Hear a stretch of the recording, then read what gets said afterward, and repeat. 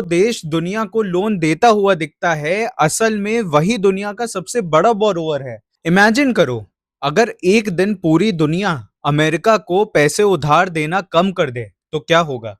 जो देश दुनिया को लोन देता हुआ दिखता है, असल में वही दुनिया का सबसे बड़ा बोरोवर है। और अब एक ऐसा साइलेंट ट्रेंड शुरू हो चुका है, जिसके बारे में मेन स्ट्रीम मीडिया बहुत कम बात करती है। चाइना अपनी यूएस ट्रेजरी होल्डिंग्स धीरे धीरे कम कर रहा है। इंडिया भी डाइवर्सिफिकेशन कर रहा है। जापान के इन्वेस्टर्स को अब अपने ही देश के बॉन्ड्स अट्रैक्टिव लगने लगे हैं और सेंट्रल बैंक्स रिकॉर्ड लेवल पर गोल्ड खरीद रहे हैं। क्या ये सिर्फ कोइंसिडेंस है, या फिर दुनिया के फाइनेंशियल सिस्टम में एक साइलेंट रेवोल्यूशन चल रहा है? और अगर ये ट्रेंड कंटिन्यू हुआ तो इसका इम्पैक्ट सिर्फ अमेरिका पर नहीं, गोल्ड, सिल्वर, डॉलर और आपके फ्यूचर इन्वेस्टमेंट्स पर भी पड़ सकता है। आज हम सिर्फ ये नहीं समझेंगे कि कंट्रीज यूएस बॉन्ड्स क्यों रिड्यूस कर रही हैं, बल्कि ये भी समझेंगे कि उनकी जगह दुनिया किस चीज पर ट्रस्ट करना शुरू कर रही है। सबसे पहले एक simple question, US treasury bond होता क्या है? सपोज आपके दोस्त को 10,000 रुपए की जरूरत है। वो आपसे पैसे उधार लेता है और बोलता है कि मैं 1 साल बाद तुम्हें 10,500 रुपए वापस कर दूंगा। और आप उसे पैसे दे देते हो क्योंकि वो आपको ट्रस्ट करता है और आप उस पर। इसी तरह अमेरिका भी काम करता है। जब यूएस गवर्नमेंट को military, health care, infrastructure, pensions या दूसरे गवर्नमेंट एक्सपेंसेस के लिए पैसे चाहिए होता है और टैक्स रेवेन्यू काफी नहीं होता, तो वो यूएस ट्रेजरी बॉन्ड्स इशू करती है। मतलब अमेरिका दुनिया से पैसा बोरो करता है और प्रॉमिस करता है कि फ्यूचर में इंटरेस्ट के साथ वापस करूंगा। इसी वजह से पिछले कई डिकेड्स तक यूएस ट्रेजरी बॉन्ड्स को दुनिया का सबसे सेफ इन्वेस्टमेंट माना गया। क्यों? क्योंकि अमेरिका की इकोनॉमी दुनिया की सबसे बड़ी इकोनॉमी रही। डॉलर दुनिया की रिजर्व करेंसी बना। यूएस ट्रेजरी मार्केट दुनिया का सबसे लिक्विड गवर्नमेंट बॉन्ड मार्केट बन गया। अगर किसी सेंट्रल बैंक को अपना रिजर्व पार्क करना हो, सबसे पहला ऑप्शन होता था यूएस ट्रेजरीज। आज भी यूएस ट्रेजरी मार्केट का साइज 30 ट्रिलियन डॉलर से ज्यादा है। मतलब ये सिर्फ अमेरिका का बॉन्ड मार्केट नहीं, ये पूरी दुनिया के फाइनेंशियल सिस्टम की बैकबोन है। लेकिन यहीं से स्टोरी इंटरेस्टिंग हो जाती है। अगर ये इतना सेफ है तो कंट्री सेल क्यों कर रही हैं? आइए ये डिस्कस करते हैं। ये सबसे इंपॉर्टेंट क्वेश्चन है। अगर यूएस बॉन्ड्स दुनिया के सेफेस्ट एसेट्स हैं, तो कंट्रीज उन्हें रिड्यूस क्यों कर रही हैं? इसका आंसर एक नहीं, कई रीजंस हैं। रीजन नंबर 1, इंटरेस्ट रेट्स का शॉक।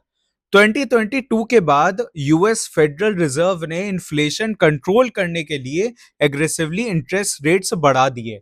और बॉन्ड मार्केट का एक सिंपल रूल है, इंटरेस्ट रेट्स ऊपर, बॉन्ड प्राइसेस नीचे। एग्जाम्पल, आपके पास एक पुराना बॉन्ड है जो सिर्फ 2% इंटरेस्ट दे रहा है, लेकिन मार्केट में नया बॉन्ड 5% रिटर्न दे रहा है। अब कोई आपका पुराना बॉन्ड फुल प्राइस पर क्यों खरीदेगा? रिजल्ट, पुराने बॉन्ड्स की वैल्यू गिर जाती है और इसी वजह से कई कंट्रीज ने अपनी ट्रेजरी होल्डिंग्स रिड्यूस की या उनका एलोकेशन डाइवर्सिफाई किया। रीजन नंबर 2, अमेरिका का डेप्ट एक्सप्लोजन। अब सुनो असली प्रॉब्लम, अमेरिका सिर्फ डेप्ट में नहीं है, अमेरिका का डेप्ट हर साल रिकॉर्ड तोड़ रहा है। नेशनल डेप्ट अब 40 ट्रिलियन डॉलर के आसपास पहुंच चुका है। लेकिन और भी शॉकिंग बात यह है कि अमेरिका को अब सिर्फ पुराना डेप्ट चलाने के लिए ही हर साल ट्रिलियन डॉलर लेवल का नया बोरोइंग प्रोग्राम चलाना पड़ता है। और जितनी ज्यादा डेप्ट, उतना ज्यादा इंटरेस्ट पेमेंट। आज सिचुएशन ये है कि यूएस गवर्नमेंट हर साल इंटरेस्ट पेमेंट्स पर इतना पैसा खर्च कर रही है जितना कई बड़े देश अपने पूरे एनुअल बजट में भी नहीं करते। यानी अमेरिका अब सिर्फ रोड्स या मिलिट्री के लिए बोरो नहीं कर रहा, उसे अपने एग्जिस्टिंग डेप्ट का इंटरेस्ट चुकाने के लिए भी नया डेप्ट लेना पड़ रहा है। और इसी पॉइंट पर दुनिया के सेंट्रल बैंक्स एक सिंपल सवाल पूछना शुरू कर रहे हैं, कि क्या हम अपने सारे रिजर्व सिर्फ एक ही एसेट में रखें? अब मैं आपसे एक क्वेश्चन पूछना चाहता हूं। अगर कोई आदमी हर साल और ज्यादा लोन लेता रहे तो क्या आप उसे और ज्यादा पैसा उधार देंगे या फिर थोड़ा डाइवर्सिफाई करोगे? एग्जैक्टली वही दुनिया कर रही है। लेकिन यहाँ एक बहुत बड़ी मिसअंडरस्टैंडिंग है। लोग बोलते हैं कि कंट्रीज अमेरिका को छोड़ रही हैं। रियलिटी इतनी सिंपल नहीं है। कंट्रीज पैनिक में यूएस बॉन्ड्स नहीं बेच रही, वो रिस्क डाइवर्सिफाई कर रही हैं। और सबसे डेंजरस बात, मार्केट का फोकस सिर्फ इस बात पर है कि कंट्रीज ट्रेजरीज कम खरीद रही हैं, लेकिन कोई ये नहीं पूछ रहा कि फिर वो उनकी जगह क्या खरीद रही हैं। और दोस्तों, इसी सवाल का जवाब पूरी कहानी बदल देता है, क्योंकि अगले पार्ट में हम देखेंगे कि सिर्फ चाइना और इंडिया ही नहीं, बल्कि प्राइवेट सिटीजन्स, बैंक्स और गवर्नमेंट्स एक ऐसे एसेट की तरफ धीरे धीरे शिफ्ट हो रहे हैं जो हजारों सालों तक दुनिया का असली पैसा था। और वो एसेट है गोल्ड। और ये शिफ्ट सिर्फ इन्वेस्टमेंट के लिए नहीं, कोलैटरल के लिए हो रहा है। और अगर कोलैटरल बदलने लगा तो समझ लीजिए कि फाइनेंशियल सिस्टम का इंजन ही बदलने लगता है। तो सवाल ये है कि अगर कंट्रीज यूएस ट्रेजरीज पर अपनी डिपेंडेंसी कम कर रही हैं, तो वो अपना ट्रस्ट किस चीज पर शिफ्ट कर रही हैं? और यहीं से शुरू होती है असली कहानी। सबसे पहले बात करते हैं चाइना की। मीडिया अक्सर हेडलाइंस चलाती है, China is dumping US bonds. अक्सर आपने ये हेडलाइन अपने TV, mobile phones and even social media platforms पर जहां से भी आप यूज कर रहे हो, वहां पे अक्सर सुना होगा कि मीडिया चैनल्स कहते हैं कि China is dumping US bonds. लेकिन रियलिटी उससे काफी ज्यादा इंटरेस्टिंग है। सोचो, अगर चाइना एक ही दिन में अपने सारे यूएस ट्रेजरीज बेच दे, तो सबसे बड़ा नुकसान किसका होगा? अमेरिका का? नहीं, सबसे पहले नुकसान होगा चाइना का, क्योंकि बॉन्ड प्राइसेस कोलैप्स कर जाएंगे और चाइना को खुद बिलियंस ऑफ डॉलर्स का लॉस हो सकता है। इसलिए चाइना एकदम से एग्जिट नहीं कर रहा, वो स्लो डाइवर्सिफिकेशन स्ट्रैटेजी फॉलो कर रहा है।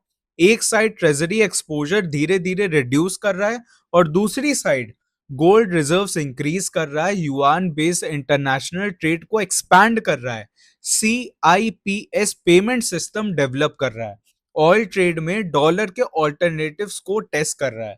यानी चाइना सिर्फ एक एसेट नहीं बदल रहा, वो पूरा फाइनेंशियल इकोसिस्टम डाइवर्सिफाई कर रहा है।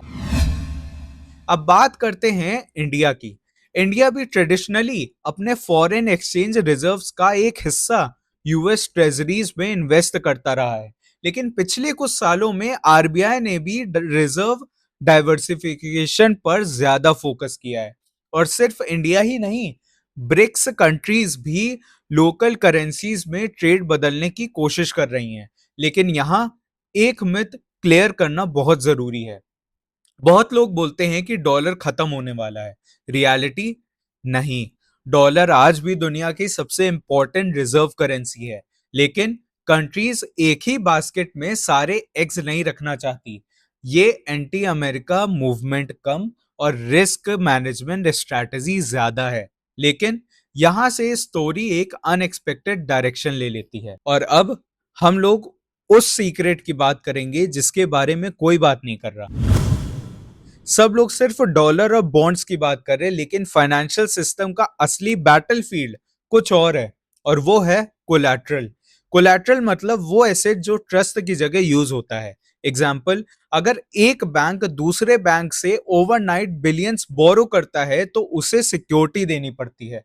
इसी सिक्योरिटी को कोलैटरल कहते हैं। और पिछले कई डिकेड से सबसे ट्रस्टेड कोलैटरल था यूएस ट्रेजरी बॉन्ड्स। लेकिन अब धीरे धीरे एक साइलेंट ट्रेंड शुरू हो रहा है। गोल्ड सिर्फ इन्वेस्टमेंट नहीं रह गया, गोल्ड दोबारा फाइनेंशियल सिस्टम के अंदर कोलैटरल की तरह यूज होने लगा है। ध्यान रहे, मैं ये नहीं कह रहा कि गोल्ड ने यूएस ट्रेजरीज को रिप्लेस कर दिया है। आज भी ट्रेजरीज डोमिनेंट कोलैटरल हैं, लेकिन गोल्ड की रोल धीरे धीरे एक्सपैंड हो रही है। और ये चेंज सिर्फ सेंट्रल बैंक्स तक लिमिटेड नहीं है। अब सबसे पहले इंडिया। इंडिया में गोल्ड बैक्ड लोन्स की ग्रोथ नॉर्मल कंज्यूमर क्रेडिट से काफी तेज रही है। लोग अपना सोना बेच नहीं रहे, उसके अगेंस्ट लोन ले रहे हैं। यानी गोल्ड घर में भी है और फाइनेंशियल एसेट भी बन गया है।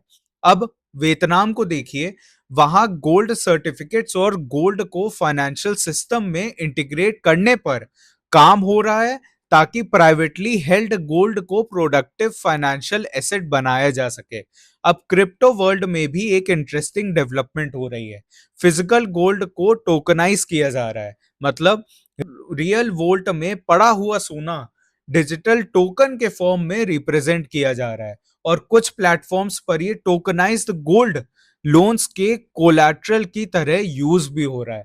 यानी टेक्नोलॉजी पुरानी चीज को ऑब्सोलीट नहीं बना रही, टेक्नोलॉजी गोल्ड को नए फाइनेंशियल सिस्टम में इंटीग्रेट कर रही है। अब सिर्फ इंडिविजुअल्स ही नहीं, कंपनीज और गवर्नमेंट्स भी प्रिपेयर कर रही हैं। दुबई में गोल्ड बेस्ड फाइनेंशियल प्रोडक्ट्स और बुलियन इकोसिस्टम को एग्रेसिवली एक्सपैंड किया जा रहा है। हांगकांग गोल्ड ट्रेडिंग और क्लियरिंग इंफ्रास्ट्रक्चर को स्ट्रेंथन किया जा रहा है। चाइना भी युआन डोमिनेटेड गोल्ड इकोसिस्टम को डेवलप करने की डायरेक्शन में काम कर रहा है। और सिंगापुर सिर्फ गोल्ड स्टोर नहीं कर रहा, वो इंटरनेशनल वोल्टिंग और बुलियन इंफ्रास्ट्रक्चर को एक्सपैंड कर रहा है। ये सिर्फ शॉर्टेज नहीं है, ये फ्यूचर फाइनेंशियल प्लम्बिंग है। जिस तरह एयरपोर्ट्स फ्लाइट्स के लिए इंफ्रास्ट्रक्चर होते हैं, वैसे ही गोल्ड वोल्ट्स और clearing systems future collateral movement के इंफ्रास्ट्रक्चर बन सकते हैं। अब एक और इंटरेस्टिंग डेवलपमेंट देखिए, जापान। अगर जापानीज गवर्नमेंट बॉन्ड्स पहले ऑलमोस्ट जीरो इंटरेस्ट देते थे और अब उनके यील्ड्स काफी बढ़ जाते हैं, तो जापानीज इन्वेस्टर्स क्या सोचेंगे? अमेरिका को लोन क्यों दें जब अपने ही देश में अच्छा रिटर्न मिल रहा है? यानी कैपिटल धीरे धीरे घर वापस आ सकता है। और जब ग्लोबल बायर्स यूएस ट्रेजरीज कम खरीदते हैं, तो अमेरिका को नए बायर्स अट्रैक्ट करने के लिए हायर यील्ड्स ऑफर करनी पड़ती है। हायर यील्ड्स मतलब higher borrowing cost, higher borrowing cost मतलब और ज्यादा इंटरेस्ट पेमेंट्स, और ज्यादा इंटरेस्ट पेमेंट्स मतलब और नया डेब्ट। ये एक फाइनेंशियल फीडबैक लूप क्रिएट कर सकता है। और अब सुनो सबसे इंपॉर्टेंट बात, लोग सोचते हैं कि गोल्ड और डॉलर एक दूसरे के कॉम्पिटिटर्स हैं, लेकिन मैक्रो लेवल पर गोल्ड का असली कंपटीशन कई सिचुएशंस में यूएस ट्रेजरी से भी हो सकता है। क्यों? क्योंकि दोनों का काम है ट्रस्ट को स्टोर करना। एक गवर्नमेंट के प्रॉमिस पर बेस्ड है और दूसरा किसी गवर्नमेंट की लायबिलिटी ही नहीं है। ट्रेजरी एक प्रॉमिस है, गोल्ड एक एसेट है। और हिस्ट्री हमें यह सिखाती है कि जब अनसर्टेनिटी बढ़ती है, लोग सिर्फ रिटर्न्स नहीं देखते, वो ट्रस्ट ढूंढते हैं। और इसी ट्रस्ट की लड़ाई अगले 10 सालों में गोल्ड, यूएस ट्रेजरीज और ग्लोबल फाइनेंशियल सिस्टम के बीच सबसे बड़ा बैटल ग्राउंड बन सकती है। लेकिन अब सबसे बड़ा सवाल, अगर ये ट्रेंड कंटिन्यू हुआ तो अमेरिका का क्या होगा, डॉलर का क्या होगा, और सबसे इंपॉर्टेंट, गोल्ड और सिल्वर की प्राइसेस पर इसका एक्चुअल इंपैक्ट कितना हो सकता है? तो अगर ये ट्रेंड कंटिन्यू हुआ तो क्या अमेरिका कोलैप्स हो जाएगा? क्या डॉलर अपनी रिजर्व करेंसी की पोजीशन खो देगा? और गोल्ड और सिल्वर में एक्चुअल इंपैक्ट कितना हो सकता है? चलिए अब सब कुछ कनेक्ट करते हैं। पिछले कुछ सालों में एक पैटर्न बार बार देखने को मिला है। सेंट्रल बैंक्स दुनिया भर में गोल्ड खरीद रहे हैं, कई देश अपने रिजर्व्स को डाइवर्सिफाई कर रहे हैं, क्रॉस बॉर्डर ट्रेड में लोकल करेंसीज का यूज धीरे धीरे बढ़ रहा है, डिजिटल पेमेंट इंफ्रास्ट्रक्चर और ऑल्टरनेटिव सेटलमेंट सिस्टम्स डेवलप हो रहे हैं। लेकिन इसका मतलब ये बिल्कुल नहीं है कि डॉलर कल सुबह खत्म हो जाएगा। डॉलर आज भी दुनिया की सबसे बड़ी रिजर्व करेंसी है, ग्लोबल ट्रेड का मेजर सेटलमेंट मीडियम है, और यूएस ट्रेजरी मार्केट अब भी दुनिया का सबसे लिक्विड गवर्नमेंट बॉन्ड मार्केट है। लेकिन फाइनेंशियल हिस्ट्री हमें एक बात सिखाती है, बड़े चेंजेस अक्सर एक ही दिन में नहीं आते, वो धीरे धीरे बिल्ड होते हैं। और जब लोग नोटिस करते हैं तब तक बहुत कुछ बदल चुका होता है। अब मान लीजिए अगले 10 सालों में फॉरेन इन्वेस्टर्स यूएस ट्रेजरीज कम खरीदते हैं, तो अमेरिका के पास तीन मेजर ऑप्शंस हो सकते हैं। पहला, हायर इंटरेस्ट रेट्स ऑफर करे ताकि नए बायर्स अट्रैक्ट हो सकें। लेकिन हायर इंटरेस्ट रेट्स का मतलब है गवर्नमेंट के लिए और ज्यादा interest expense. Option two, Federal Reserve indirectly market को सपोर्ट करे।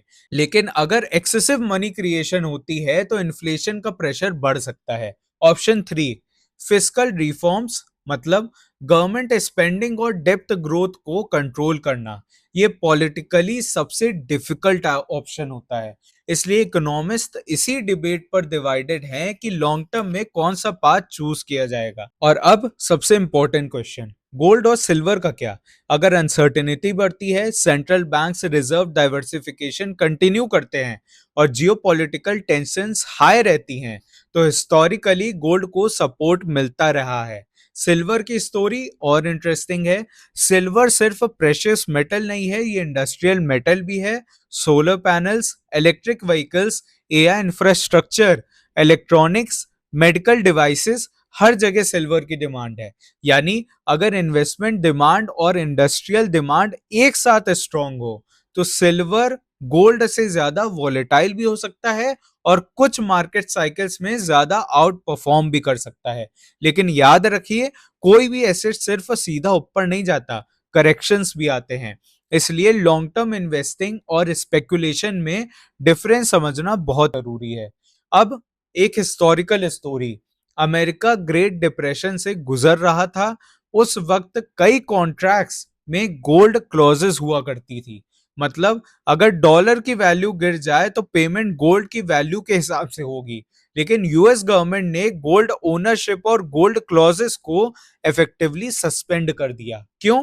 क्योंकि क्राइसिस के टाइम गवर्नमेंट को मॉनेटरी सिस्टम पर ज्यादा कंट्रोल चाहिए था। इस स्टोरी का लेसन ये नहीं है कि हिस्ट्री रिपीट होगी। लेसन सिर्फ इतना है कि जब फाइनेंशियल सिस्टम्स प्रेशर में आते हैं, रूल्स भी बदल सकते हैं। और इसीलिए ट्रस्ट, डाइवर्सिफिकेशन और एसेट एलोकेशन इतने इंपॉर्टेंट होते हैं। तो दोस्तों, आज की कहानी सिर्फ यूएस बॉन्ड्स की नहीं थी, ये ट्रस्ट की कहानी थी। एक तरफ गवर्नमेंट का प्रॉमिस, दूसरी तरफ 5,000 साल पुराना मॉनेटरी एसेट, एक तरफ डेप्ट, दूसरी तरफ स्कार्सिटी, और बीच में पूरा ग्लोबल फाइनेंशियल सिस्टम। हो सकता है यूएस ट्रेजरीज आने वाले कई सालों तक डोमिनेंट रहे, हो सकता है गोल्ड का रोल धीरे धीरे और बड़ा हो सकता है दोनों पैरेलल एग्जिस्ट करें। लेकिन एक बात ऑलमोस्ट सर्टेन लगती है, दुनिया एक ऐसे फेज में एंटर कर रही है जहां डाइवर्सिफिकेशन पहले से ज्यादा इंपॉर्टेंट होता जा रहा है। और जो लोग सिर्फ हेडलाइंस पढ़ेंगे वो शायद सिर्फ ये देखेंगे कि कंट्रीज यूएस बॉन्ड्स बेच रही हैं। लेकिन जो लोग सिस्टम को समझेंगे वो ये देखेंगे कि दुनिया धीरे धीरे ट्रस्ट को दोबारा डिफाइन कर रही है। और शायद अगले 10 सालों की सबसे बड़ी इन्वेस्टमेंट स्टोरी इसी साइलेंट ट्रांसफॉर्मेशन के अंदर छुपी हो। अगर आपको ऐसे मैक्रो इकोनॉमिक ब्रेकडाउन्स पसंद है जहां हम हेडलाइंस के पीछे की असली स्टोरी डिकोड करते हैं, तो चैनल को सब्सक्राइब जरूर करिए और कमेंट्स में बताइए कि आपके हिसाब से अगले 10 सालों में दुनिया का सबसे ट्रस्टेड रिजर्व एसेट क्या होगा, यूएस ट्रेजरीज, गोल्ड, या कोई तीसरा सिस्टम। मैं हर कमेंट पढ़ता हूं। मिलते हैं अगले वीडियो में।